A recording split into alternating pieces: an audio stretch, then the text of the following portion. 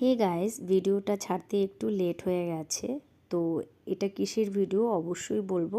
তো সবার আগে বলে দিই তোমাদেরকে আমার তরফ থেকে হ্যাপি দিওয়ালি সবিকো। তো এই ভিডিওটা হচ্ছে কালী পুজো, আর কালী পুজোটা যেই দিন হয় তোমরা হয়তো প্রত্যেকে জানবে, সেই দিন একটা লক্ষ্মী পুজোও করা হয়। সেই লক্ষ্মী পুজোটাই আমরা ঘরে করেছি এবং সারাদিন আমি কি করেছি অবশ্যই তোমাদেরকে বলবো। তো সবার আগে একটু ভিডিওটা দেখে নাও, আর ভালো লাগলে লাইক কমেন্ট সাবস্ক্রাইব করে দেবে চ্যানেলটাকে, অবশ্যই পাশে থাকবে আর একটু সাপোর্ট করবে। তো বলে দিই, সবার আগে সকালবেলা ঘুম থেকে উঠে আমরা মা ছেলেতে দুজনাই আমরা রয়েছি। এই মুহূর্তে আমরা ফ্যামিলির সঙ্গে থাকি না, ওর বাবা গেছে তার নিজের বাড়িতে। তাই সকালবেলা ঘুম থেকে উঠে আমরা সমস্ত কাজ সেরে এবং আমার গোপালকে পুজো দিয়ে আমরা চলে গেলাম মার্কেটে গেছে এই জন্য আমার কিছু পুজোর সামান নেওয়ার বাকি ছিল, সেই জিনিসগুলোই আনতে গেছি।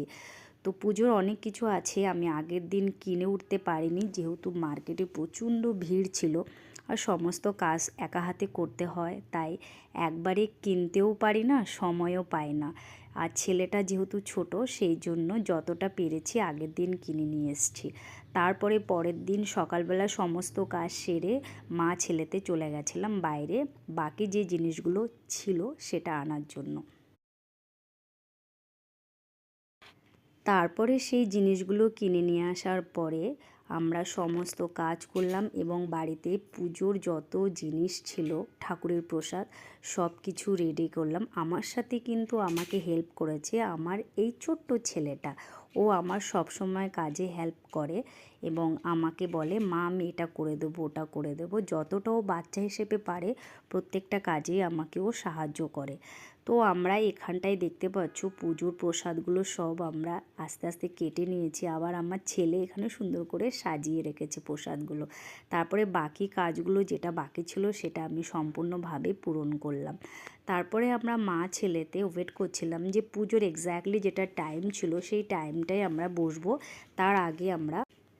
তার আগে আমরা এখানটায় সমস্ত জিনিসগুলো আগের থেকে সাজিয়ে রেখে দিয়েছি, যখন পুজোর টাইমটা স্টার্ট হবে তখনই আমরা পুজোতে বসে যাব। তারপর আমরা এখানে কি করলাম, পুজোতে আমরা মা ছেলেতে বসে গেলাম, পুজো করলাম, ও একটু কথা শোনালো, কথাও করলো।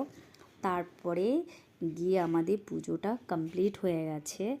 ওর পরে আমরা কি করলাম, একটু রাত হয়েছে তো এটা একটা বান্ধবীর বাড়ি ছিল, সেখানটাতে আমরা আমাদের ইনভাইট ছিল, সেখানটায় আমরা চলে গেছি ঘুরতে। তারপর ওখান থেকে ঘুরে বাড়ি আসলাম। আজ এই ব্লগটা এখানেই শেষ করছি। যদি তোমাদের ভালো লাগে অবশ্যই লাইক কমেন্ট সাবস্ক্রাইব করে দিও। Bye bye.